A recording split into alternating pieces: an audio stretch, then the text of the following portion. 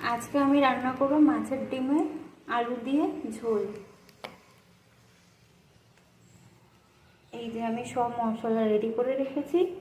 এবার রান্না আলু পেঁয়াজগুলো একটু ভেজে ভেজে নিচ্ছি, তার সাথে আলুই দিয়ে দিই।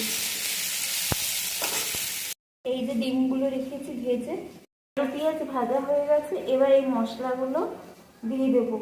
মশলাগুলো দিয়ে দিলাম, একটু ফুটুক, তারপরে মাছের ডিমগুলো ছেড়ে দেবো। এই পজিশনে এসছে। এবার ডিমের বড়াগুলো দিয়ে দেবো। ডিমগুলো দিয়ে কষাচ্ছি, খুব সুন্দর করে কষাচ্ছি। জল ঢেলে দিয়েছি, এবার কিছুটা ফুটবে। ডিমের তরকারি হয়ে এসছে। এবার ওপর দিয়ে আমি ধনেপাতা ছড়িয়ে দিই।